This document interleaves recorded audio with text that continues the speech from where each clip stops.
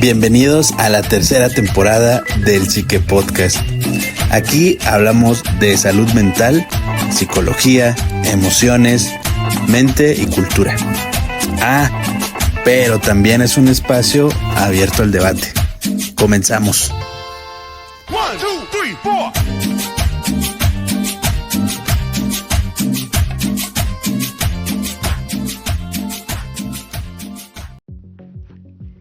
Hola a todos, bienvenidos una vez más a un nuevo episodio del Psique Podcast. Hoy en nuestra sección de análisis de personalidad hablaremos sobre Sara Aldrete, la conocida narcosatánica. Yo soy la psicóloga Diana Ortiz, comenzamos.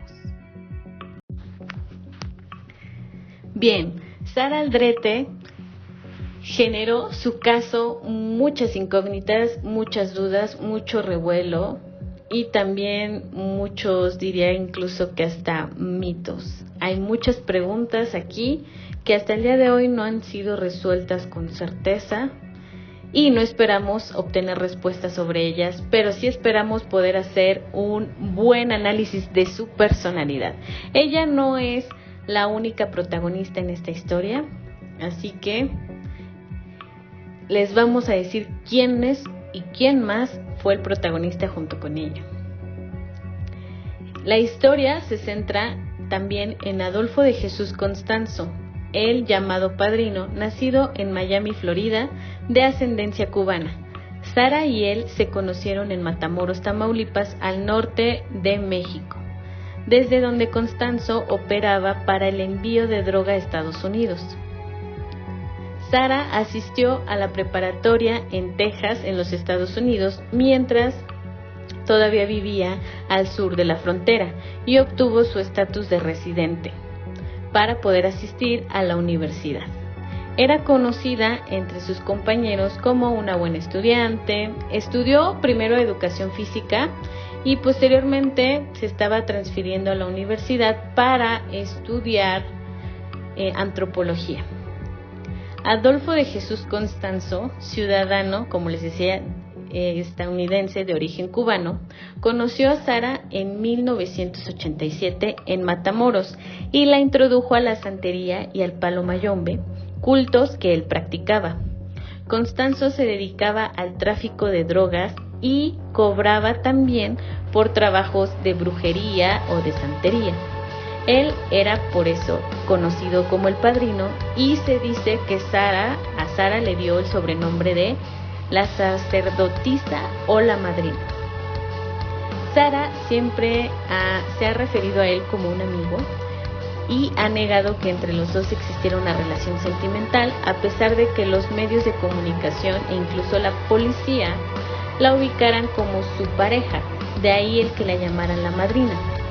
Para realizar los trabajos de brujería, Constanzo utilizaba una olla, un tipo caldero, que se usa en el palo mayombe, en donde se cocinaban restos de humanos y animales sacrificados. Se dice que Constanzo violó, torturó y asesinó a varios hombres para sus rituales. Según los testimonios de los miembros del culto y de la banda, Constanzo hacía rituales con las partes mutiladas de las personas que asesinaba. Entre ellos había sicarios del cártel del Golfo, que digamos eran sus enemigos o el cártel contrario. El caso salió a la luz en abril de 1989, luego de que David Serna, uno de los integrantes de la organización, fuera detenido en un operativo de rutina por la Policía Federal, quienes encontraron en su vehículo drogas y un extraño caldero con restos de sangre, corazones y partes de columna vertebral, que después de los análisis y las investigaciones se determinaron que esos restos eran del estudiante norteamericano Mark Kilroy, reportado como desaparecido mientras realizaba un viaje en México. Aquí abrimos un paréntesis. Sara siempre ha negado haber tenido una relación sentimental con el Padrino, con Constanzo. Y también aquí en este punto se dice que se dio todo, digamos, este auge, todo este seguimiento, todo este foco a los narcosatánicos, porque así era como en los titulares se les denominaron, los narcosatánicos, porque Estados Unidos, una vez que este estudiante, Mark Kilroy, desaparece, empieza a presionar mucho al gobierno mexicano para que den con su paradero. Entonces, como empezaron a ejercer tanta presión, es que, digamos, la policía empezó a hacer como esta búsqueda intensiva, empezó a hacer seguimiento, investigación y hacer, digamos, esto de parar a los vehículos para saber si en algún punto alguien pudiera dar con su paradero. Y adicional a esto, pues también el gobierno de Estados Unidos estaba haciendo su investigación y su búsqueda sobre Mark. Entonces se dice hasta el día de hoy que en parte se logró, aunque al final la captura fue una gran casualidad, se logró gracias a que Estados Unidos tenía mucha presión sobre México para encontrar al estudiante desaparecido. Aquí cerramos el paréntesis, ¿no? David Serna, este sujeto que fue detenido en este operativo, después de la detención y las declaraciones, el interrogatorio, dio pistas sobre la ubicación de la organización que operaba en el rancho Santa Elena, en Tamaulipas, a unos kilómetros de la frontera con Estados Unidos, donde la policía encontró enterrados los cuerpos mutilados de aproximadamente 13 víctimas, en las que pues se les había sacado el corazón, el cerebro, partes de la columna vertebral, que utilizaban para preparar un brebaje que usaban durante sus ceremonias de santería, al que también añadían sangre, ajos y tortugas asadas, según los informes de la policía. Constanzo hacía creer a sus seguidores que con el consumo de este brebaje podrían adquirir poderes extraordinarios. Iban a ser invencibles, prácticamente como si hubieran adquirido cierta inmortalidad o cierta ventaja o inmunidad a que les pasara algo, a que fueran descubiertos, incluso a que fueran asesinados. Sara y otros integrantes, una vez que la policía va a este rancho, logran huir, pero después de 3 semanas prófugos y ante una búsqueda inmensa y ya siendo, digamos, los principales en las noticias, en los periódicos, todo el mundo un poco sabía la historia, sabía que había unos narcosatánicos prófugos, pues se intensificó la búsqueda por varios estados de la República. Después de 3 semanas prófugos, las autoridades lograron interceptarlos gracias a una carta de auxilio enviada por Sara, en la que afirmaba que ella había sido secuestrada por Constanzo y sus cómplices la tenían como rehén, la torturaban y la amenazaban constantemente. Entonces, como ella temía por su vida, en diversas ocasiones intentó escapar del lugar donde la tenían y también intentó pedir ayuda hasta que por fin lo logró cuando envió esta carta. Esta carta la arroja por, digamos, una rendija de una ventana en el apartamento donde ella estaba con Constanzo y sus cómplices y cae en la calle, y es así como al final alguien la ve el mensaje y puede pedir ayuda. Ahora, aquí abrimos un paréntesis. Sara, como ustedes deben de estar suponiendo, fue obviamente capturada, fue condenada, y como les decía, hasta el día de hoy ella apela y defiende su inocencia. Y ella usa este momento que les acabo de narrar como, digamos, algo de evidencia. Es decir, ella menciona que si ella hubiera sido cómplice o culpable, ¿por qué razón habría enviado un mensaje de auxilio para que la encontraran? En ese caso, dijo, hubiera seguido con Constanzo huyendo, pues hasta que nos mataran o algo peor sucediera, ¿no? El objetivo, pues no hubiera sido enviar una nota de auxilio, prevenir a la policía, hacer que los encontraran, si ella hubiera sido cómplice. Eso es lo que ella ha declarado. cerramos nuevamente el paréntesis y pues como les decía, dan con esta nota. Se encontraban escondidos en un departamento en la colonia Cuauhtémoc, en la capital del país. Su localización dio lugar a uno de los capítulos más tensos y más memorables para la policía en la historia de la Ciudad de México, ya que los policías fueron recibidos por ellos con una lluvia de dólares. Es decir, cuando ellos ya saben que la policía está en su puerta y les piden que salgan con las manos en alto, ellos avientan dólares hacia la calle. ¿Para qué? Se supone que un policía, o eran pocos los policías que ya estaban en la puerta de ellos y estaban pidiendo refuerzos. O sea, obviamente iban a venir una cantidad increíble de policías porque eran los más buscados en ese momento. Entonces, para obstruirles el paso a los refuerzos y también entorpecer el trabajo de los policías, arrojaron dólares para que toda la gente empezara a recogerlos. Entonces se creara una gran distracción y ellos tuvieran oportunidad de escapar ante esa distracción, cosa que no funcionó. Realmente llegaron muchos policías y pues era casi imposible que ellos pudieran salir del departamento. Entonces empezaron los intercambios de disparos, de tiros, que se menciona que duraron aproximadamente 45 minutos. Y ante su imposibilidad de escapar, se dice que Constanzo pidió a uno de sus seguidores que le disparara y una vez que lo hiciera, que se suicidara. Y también se menciona que los que quedaron muertos a cercanías de la puerta o fuera de ellas fue porque tenían esta idea de que ellos eran inmunes, eran invencibles y que las balas no les iban a hacer nada. Pero pues eso no fue así, terminaron abatidos. Y aquí es donde viene una declaración de Sara. Ella dice: ellos estaban vivos cuando yo abandoné el departamento, los mataron en la detención, tal vez la verdad nunca se sepa, escribió Sara en su libro titulado Me dicen la narcosatánica, cuya presentación realizó desde la cárcel. Aquí es donde viene una gran interrogante, aparte de la de que ella menciona que por qué iba a pedir auxilio si era cómplice y demás.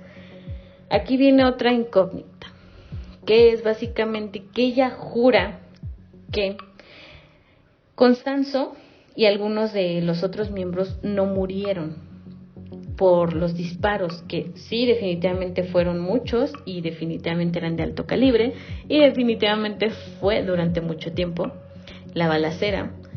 Ella dijo que obviamente a la policía le servía Constanzo más vivo que muerto, entonces lo querían vivo. Entonces los detienen uno por uno, los van bajando y se los llevan. O sea, ella fue a un lugar distinto y cuando le estaban interrogando, o sea, después de muchos interrogatorios, le anuncian que Constanzo está muerto, que fue abatido en el departamento. Y ella pues les dice, claro que no, yo vi que estaba vivo, ¿cómo? ¿En qué momento? ¿No? Entonces ella en automático asume y genera una hipótesis, que también es una hipótesis que ha hecho pública y es la siguiente. Ella menciona que él hacía, Constanzo el padrino hacía y lucraba con los trabajos de brujería y de santería que él hacía. Ganó mucha fama. Decían que él tenía un poder increíble, que él había logrado cosas magníficas a través de la santería, es decir, curado a enfermos casi terminales, mandado maldiciones a enemigos de personas, les había quitado males y enfermedades a muchas personas, etc. Entonces, su fama se fue intensificando al grado en el que ya no solo lucraba con el envío de droga, sino que con los trabajos de santería, de brujería. Y se dice que muchas personalidades, personas importantes y poderosas de México e incluso de otros lugares, acudieron a él para hacer algún tipo de trabajo de brujería o de santería. Personas poderosas, de artistas, famosos, cantantes, políticos, incluso los mismos miembros de la policía. Entonces mencionaron que él siempre como para resguardarse, tenía un archivo, una lista, tenía anotados los nombres de todas las personas que en algún momento recurrieron a sus servicios de brujería y de santería para protegerse. Es decir, si alguna vez le pasaba algo, él no solo iba a defenderse con maldecirlos o hacerles un trabajo, sino que él tenía constancia, de que esa persona había recurrido a él, sabiendo que también, pues él, al final de cuentas, era un delincuente, ¿no? Se dedicaba al tráfico de drogas y eso le daba cierta inmunidad. Entonces, él era un personaje muy poderoso, muy famoso en muchos sentidos, no solo por lo que él hacía a través de la brujería y la santería. Entonces se menciona que en cuanto se hace pública su búsqueda, muchos de las personas, de los poderosos que recurrieron a él, temieron con que se hiciera pública su identidad y se vieran involucrados con él. Entonces se menciona que parte de los policías que acudieron a su detención, pues eran policías que tenían el objetivo de matarlo para callarlo, para que no se hiciera público todo esto que les acabo de mencionar. Eso lo refuta Sara en su libro y en varias entrevistas que ella ha dado, que ella vio a Constanzo vivo, pero que obviamente a muchos poderosos, incluso dentro de la policía, les servía más muerto que vivo, para que no se vieran involucrados en nada de esto. Y por eso lo mataron. Y ella dice, yo no era la cabecilla de esto, yo no hacía los rituales, yo no tenía ningún tipo de poder aquí. Entonces, les daba igual si me dejaban o no me dejaban viva. Pero me dejaron viva para ser como el chivo expiatorio de toda esta situación, ¿no? Como de los demás fueron abatidos en la detención, ella logró sobrevivir y le damos al público, a la gente, un culpable vivo en el cual puedan depositar pues todo esto. Entonces, como se dan cuenta, esto es muy complejo y al mismo tiempo es muy interesante. Todo el trasfondo y todas las interrogantes que, como les repetía, no sabremos cuál es la verdad. Pero bien, ella fue la única sobreviviente del tiroteo. Tras su captura fue presentada como la integrante de la banda, cuya responsabilidad era reclutar a nuevos miembros y formar parte de los rituales organizados por el padrino. La gente llegada a ella le ha mencionado a los medios que ella era una joven de clase media alta, una universitaria, que hablaba y dominaba muy bien el inglés, que era muy inteligente, que era muy guapa, muy atractiva, que tenía muchos pretendientes, que realmente no era una persona que se pudiera involucrar, dada su inteligencia, con creencias como la santería, la brujería, y que muchísimo menos iba a romper reglas y se iba a volver en una cómplice de asesinatos y etcétera, ¿no? Pero pues al final eso no importó. Fue acusada de encubrimiento, homicidio y asociación delictuosa, y la policía logró capturar a otros 2 miembros de la banda en distintos lugares del país.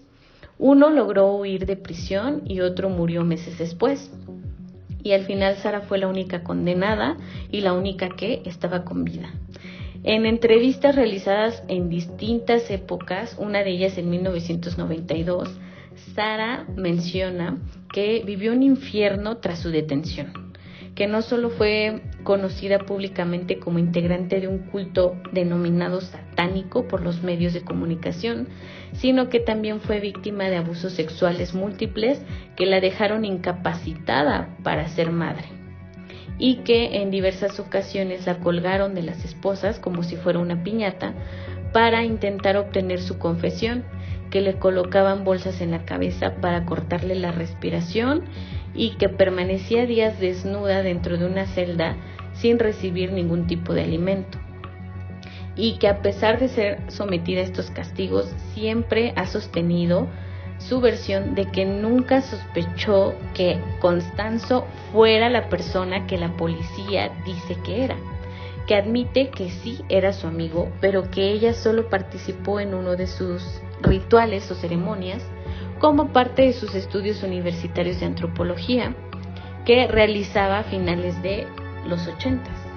Entonces, de nuevo, aquí siempre ella mencionó que nunca fue su pareja sentimental, que no sabía que él se dedicara a sacrificar personas y tampoco sobre sus vínculos con el narcotráfico, que al final era solo una amiga al que le pidió ayuda para hacer su investigación, y después pues todo al final fue una consecuencia o la arrastró a terminar en esta situación. De hecho, vuelve a declarar en su libro: en una de las sesiones de tortura, los agentes me preguntaron por el paradero de 2 exagentes federales, un tal Joaquín y otro que no recuerdo su nombre. Me indicaron entre golpe y golpe que debería decir que la guardia personal de Constanzo los había recogido en el aeropuerto de Matamoros y los habían llevado a la casita, donde los sacrificaron por órdenes de Constanzo, señaló en su libro. Y en otra entrevista también mencionó que las autoridades habían destruido evidencia que era valiosa para la investigación, como la casita o la choza en la que presuntamente torturaban a sus víctimas, y que fue quemada por la policía cuando entraron al rancho. De los 3 cargos que se le acusaron, solo fue encontrada culpable de encubrimiento. Las autoridades en un primer momento le habían dado 647 años de cárcel, pero después de todo el ajuste, de toda la apelación, de todo lo que ella declaró y los recursos que usó, pudieron reducirle la condena a 50 años, de los cuales ya lleva cumplidos 35. Sara ha pasado la mayor parte de su vida recluida, ha defendido su inocencia en todo momento y ha estado en diversos centros penitenciarios del país, Es decir, no solo ha estado en una cárcel, ha estado en varias y en diferentes estados de la República. Actualmente purga su condena en el penal femenil de Tepepan, donde solicitó su liberación para que las casi 2 décadas que le restan esté bajo vigilancia, y en el año 2020 buscó su libertad sin éxito. Con los años, Sara logró ganarse el afecto de sus compañeras de reclusión, se ha hecho de muchas amistades, de muchos conocidos, incluso ella llegó a pagar fianzas mínimas de mujeres de escasos recursos. Es decir, ella menciona que como nunca ha sido culpable de lo que se le acusa y ella sigue luchando por su inocencia, pues ella hace o ayuda o colabora cuando puede, porque esa, digamos, es su esencia, ¿no? Además de la publicación de su libro, ha colaborado con Argos, que es una casa productora que ha hecho series como El Señor de los Cielos y El Chema, que son narcoseries. Y también colaboró en el guión para la serie Capadocia, que tiene temática de una cárcel de mujeres. También la película Perdita Durango, del director español Alex de la Iglesia y protagonizada por Javier Bardem, es una adaptación de la historia de los narcosatánicos. La periodista Laura Sánchez Ley creó también un podcast donde explica la manera en que los narcosatánicos operaban para cometer crímenes y la manera en la que fueron detenidos por el gobierno mexicano.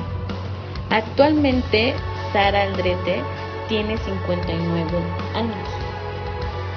Bien, esta es a grandes rasgos la historia de Sara. Como ustedes pueden ver, Constanzo, el padrino, es el otro protagonista importante en esta historia, y en otro momento haremos un análisis de personalidad sobre él para que complementemos este que estamos haciendo sobre Sara. Bien, comenzamos con nuestro análisis de personalidad sobre Sara Aldrete, la narcosatánica. Como pueden ver, las características de su persona y de su personalidad se pueden denominar como inteligente, de carácter fuerte o firme, determinante, agresiva, dominante y manipuladora. Además, se observan también características y esto a través de las entrevistas que ha realizado con diferentes medios y en diferentes épocas, en diferentes fechas, en las que podemos encontrar que es una persona que tiene una actitud así como triunfadora, carismática, es como una líder incuestionable. Sus características, como se las decía, la gente cercana la describía en el momento de su detención y sigue siendo una mujer muy alta, con muchas facciones de cabellera larga, que teñía de rubio, de ojos grandes, de ojos fuertes, profundos, de cuerpo pues torneado, sí, alta, sí fuerte, pero torneada en su momento. Básicamente muchos dicen que definitivamente tiene una gran belleza física, ¿no? Y a pesar de los años y del hecho de estar tanto tiempo recluida, pues ella sigue siendo una mujer atractiva, pero también fuerte, ruda. Y como les decía, o sea, con cierto carisma, que combinados pues también son ciertos rasgos que generan o que forman o que comúnmente se les atañe a las personas narcisistas. Pudiera tener también pues un alto grado de ser una delincuente peligrosa, si ustedes se dan cuenta, después de toda su historia y sus características. También muestra un gusto por los lujos y comodidades que le proporcionaron en su momento el dinero. O sea, ella era de clase media alta, entonces tuvo muchas oportunidades y privilegios, pero cuando conoce a Constanzo, aparentemente la vida que lleva pues empieza a ser una vida con más abundancia y con más lujos, y parte de esos lujos se reflejan no en que tuviera millones de casas y joyas y coches, sino en su aspecto físico.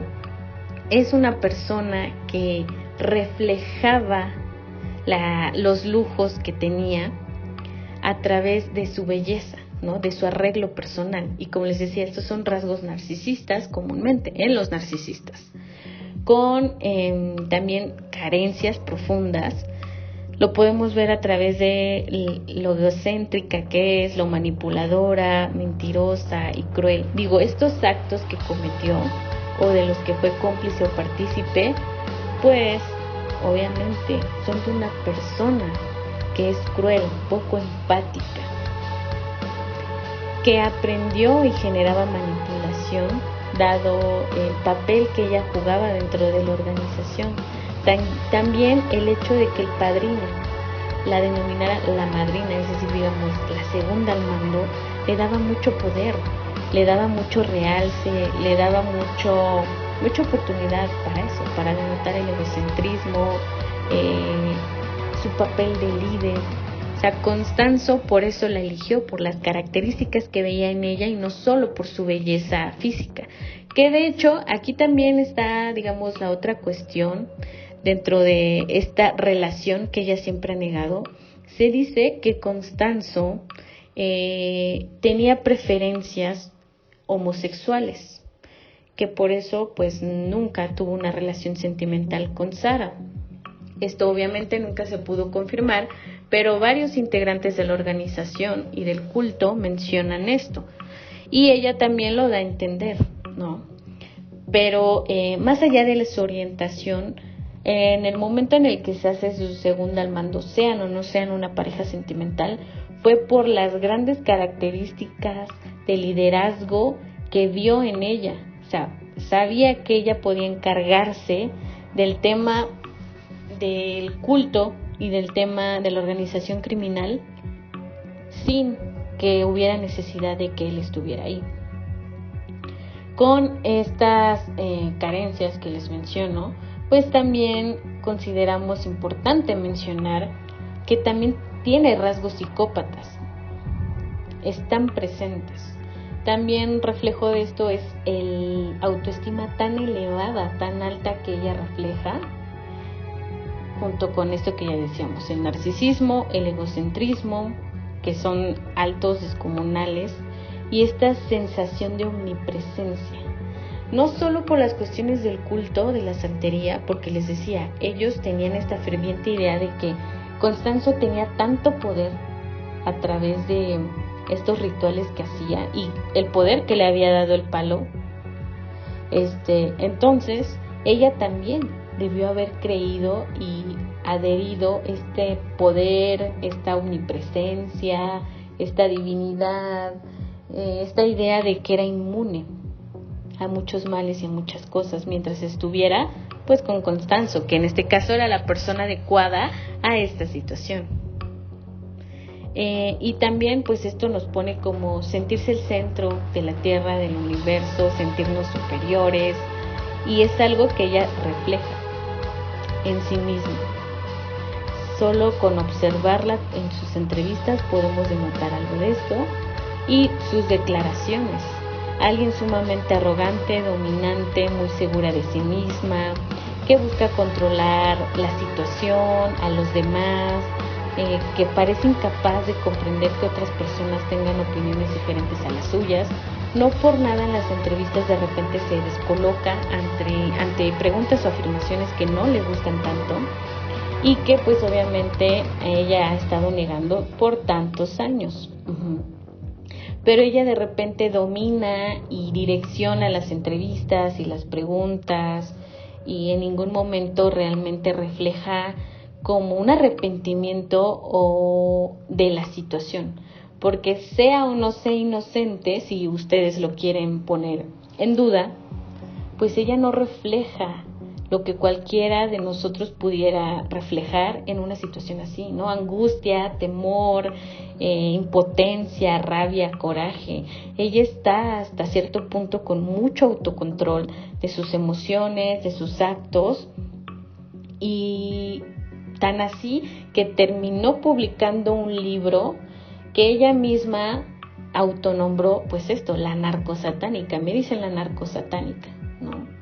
Entonces no está peleada con el poder o el significado que tiene la denominación de la narcosatánica, porque ustedes dicen narcosatánica y se imaginan muchas características de cosas fuertes, ¿no? De hecho, aquí en México los titulares decían eso, los narcosatánicos, la narcosatánica, y muchos unir la palabra narco y satanismo era algo tan malo, tan horrible, que les daba miedo el simple hecho de leerla, el simple hecho de saber que ellos estaban prófugos, el simple hecho de saber lo que la policía declaraba, ¿no? Que ellos sacrificaron personas, que los mutilaron, que hacían una preparación y la bebían y tenía restos no solo de animales, sino de personas, ¿no?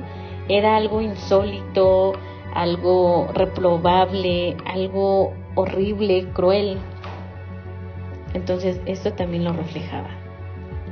Y pues las cuestiones cognitivas, pues es una persona que recurre también a este factor de pues la fantasía, de ahí la grandeza, el éxito, la envidia, de alguna manera poner abajo de ella a los demás, sus logros, sus palabras, sus pensamientos, sus acciones. Y esto también se reflejaba en el culto. Les repito, ella era la segunda al mando y ella tenía también cierto poder sobre los miembros de la organización. Entonces toda esta deformación de los hechos, de la realidad, para acomodarlos y validar y poder afrontar que lo que estás haciendo es válido para ti, porque te da, porque te llena, porque te otorga, porque tú te lo mereces y porque alguien más allá de ti te da el poder, te da la fuerza, te da la protección para que tú puedas romper las reglas, transgredir, matar, torturar. Es un tema muy fuerte. Y si se dan cuenta, de ahí también que tenga esta popularidad dentro de la cárcel. No solo es popular por tantos años que ha estado recluida y por sus buenas acciones, ¿no? Porque aquí también, digamos, las buenas acciones para reflejar que tienes poder, que tienes la capacidad, que tienes la benevolencia, ¿no? Eres un ser divino que ayuda a los a los que necesitan, a los necesitados, a los pobres, a los que la injusticia les llegó, etcétera. Entonces, incluso así es como se ve lo que ella ejecuta o ha ejecutado a lo largo de los años. O sea, se ayudó a reas a que pudieran pagar su fianza, porque era una fianza mínima por delitos que de repente no ameritarían pasar una temporada en la cárcel, pero ella tenía un estatus importante en la cárcel. O sea, ella era líder, ella determinaba quién sí, quién no, quién merecía el favor, quién merecía la piedad, ¿no? Quién merecía que ella los bendijera con escucharlos, con darles una oportunidad, con darles un beneficio. El también sentir que pudieran temer que ella se enojara, que no fueras de su agrado. Digo, esto se cuenta a partir de muchas reas que por azares del destino terminaron conociéndola en prisión.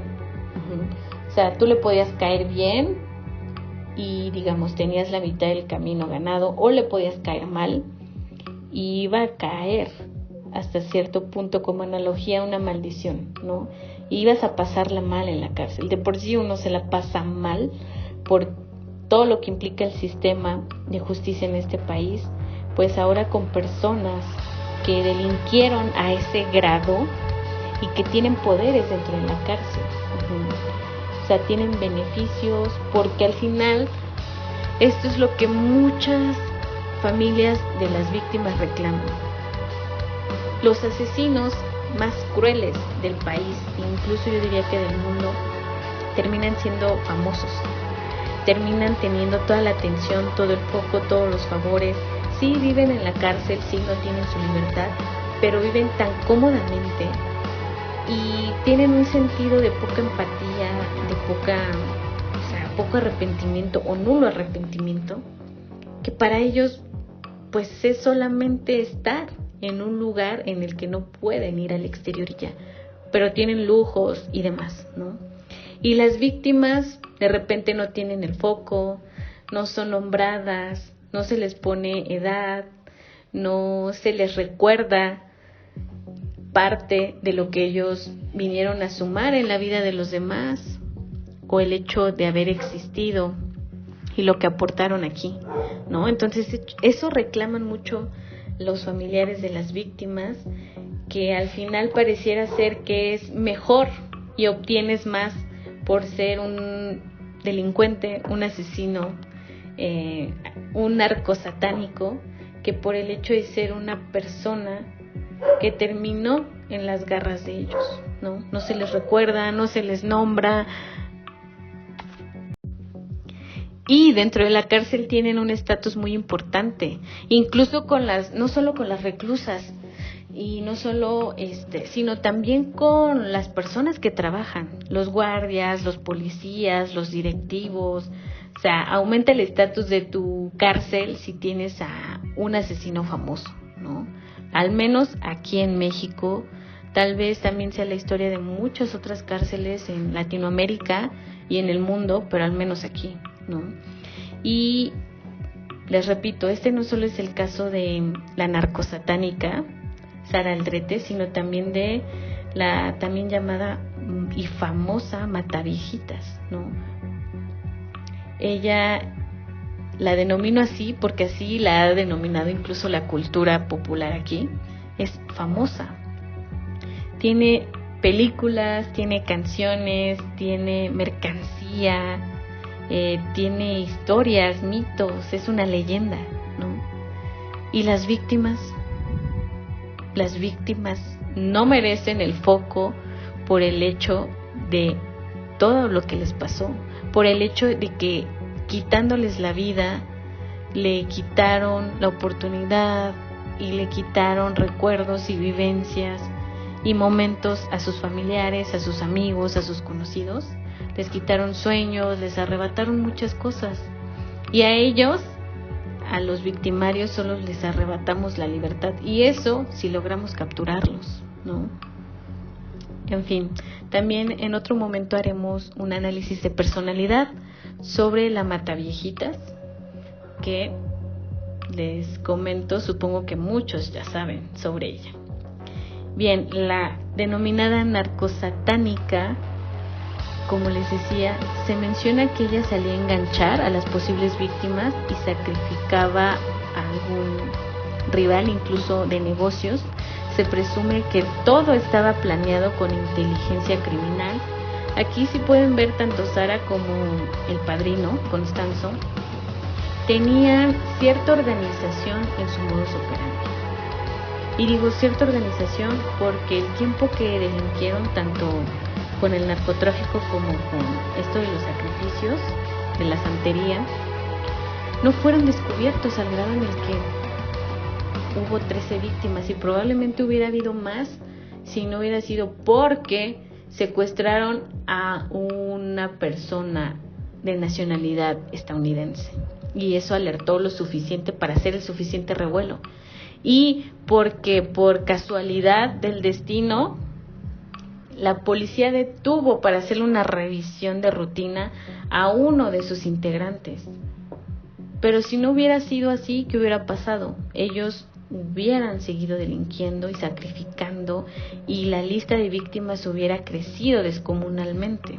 Entonces sí tenían organización, sí tenían una logística e inteligencia criminal, era su objetivo, sobre todo porque, repito, se sentían con un poder extraordinario para hacer lo que hacían, y su objetivo era no solo obtener el dinero y la paga, sino les gustaba tener la atención, saber que los admiraban, que les temían. Entonces los homicidios se daban cuando las víctimas, después de ser ofrendados y desangrados durante el ritual, pues eran mutilados. Les extirpaban genitales, cerebro, corazón. Los sacrificios que se hacían frente a los demás integrantes de la banda, siempre esperando que se lograra alcanzar el objetivo, que era la protección para los miembros de la organización y del culto, y a partir de que la muerte los protegiera a través de usar un amuleto incluso. Constanzo, el padrino, llevaba un amuleto, bueno, varios obviamente, pero llevaba uno en particular. Entonces, les repito, aquí el pensamiento mágico, las fantasías, esta idea del poder divino es y juega un papel muy importante. Y obviamente esto es de una persona psicópata, es de una persona poco empática, es de una persona que no siente culpa, es de una persona que no está arrepentida, pero sí es de una persona que se va a justificar, porque así como le gustaba la atención, que le dijeran que era una persona, una mujer bella, que le temieran, que la respetaran, que la buscaran para favores, pero que también la vieran como divina, como un dios, como alguien muy poderoso, también le gustaba el hecho de poder tener ese control sobre la vida de los demás. Entonces, no solamente el objetivo de sacrificar en el culto en el que estaban, bajo las creencias que tenían, era eso, que tú sacrificabas para obtener protección. Entonces, imagínense hasta qué grado incluso de psicopatía llegaban, de creer que quitándole la vida a alguien inocente era justificable para que ellos fueran inmunes, fueran protegidos y vivieran en los lujos en los que vivían. Bien, y pues este ha sido todo el análisis de personalidad. Ustedes, díganme, ¿ya habían escuchado sobre los narcosatánicos, sobre la narcosatánica, sobre el padrino? Y díganme, después de este análisis, ¿consideran que Sara Aldrete es inocente? ¿O definitivamente creen que tiene las suficientes características para haber sido cómplice y partícipe más de lo que ella va a aceptar y ha aceptado durante estos 35 años de reclusión? Bien, si les interesa saber un poco más, la plataforma de HBO, ahora Max, lanzó el año pasado, en 2023, una docuserie original en donde retratan la historia de la narcosatánica. Y de hecho, se narra apoyada a través de entrevistas con Sara Aldrete. O sea, fueron a la cárcel y la entrevistaron.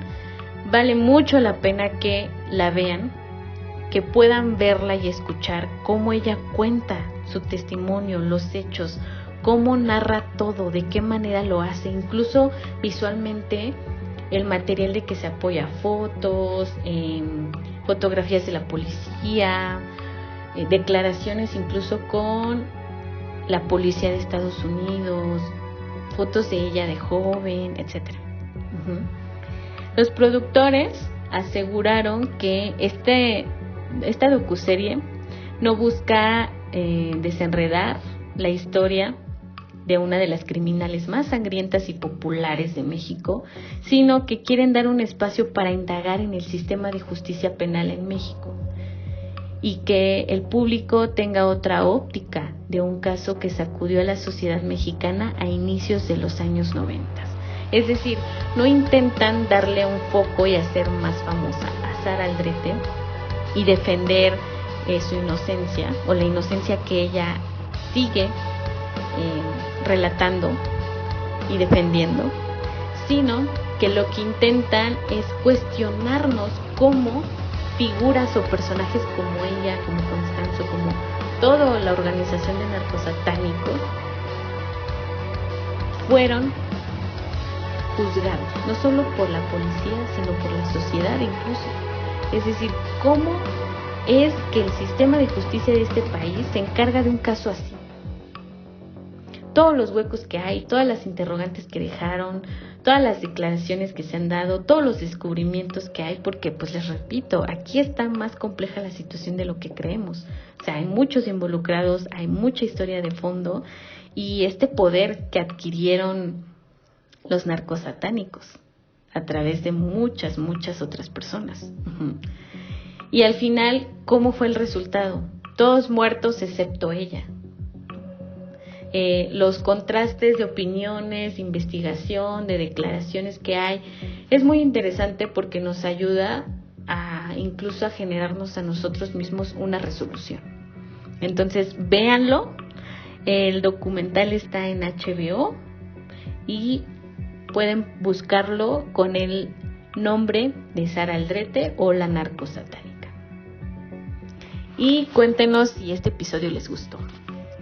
Y si quieren que hagamos un análisis de personalidad sobre Constanzo el Padrino. Muchas gracias por escucharnos y continuamos con Alberto San, quien nos va a dar recomendaciones musicales.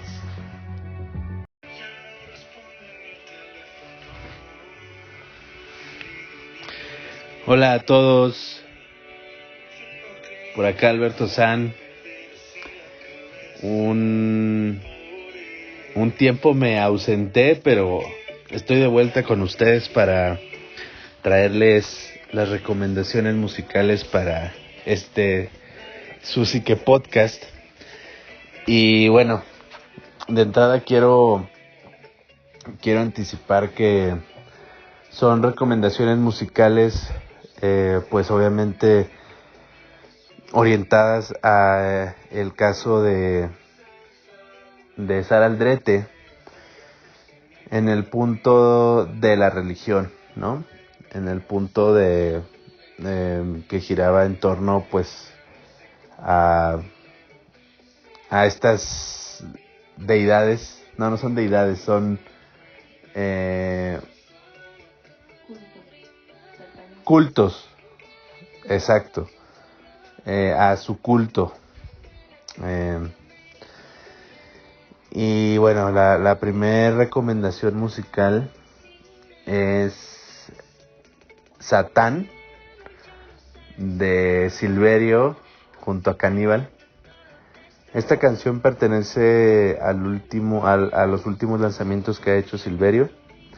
Esta canción pues es un tanto como una mofa a cosas que en el pasado aquí en México las autoridades o la política mexicana satanizaban, ¿no? En los años 80, bueno, 70s, 80s, incluso a mediados de la década de los 90s. Entonces, esto tiene que ver más como con el hecho de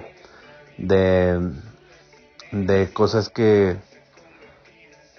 nuestros gobernantes satanizaban para que los jóvenes pues tuvieran obviamente como un cierto recato, ¿no? A ciertas preferencias, a ciertas actividades y demás.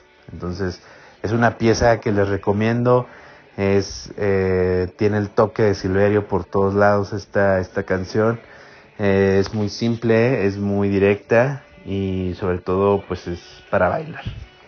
La segunda recomendación es Pata de Chivo, de Lo que era tradición. Esta canción pertenece a su disco llamado Malhumo. Es una cumbia. Podemos asociar siempre la cumbia con cuestiones esotéricas, con cuestiones de pues como de un ambiente un poco más oscuro. Pata de Chivo es una pieza instrumental, bueno, semi-instrumental porque sí tiene letra, pero prácticamente pues es el título de la canción, lo que se repite una y otra vez, con sampleos creados a partir de lo que podría ser un ritual satánico y se va narrando durante lo que dura la canción. Entonces, si les gusta el baile, si les gusta como la onda oscura, se las recomiendo mucho.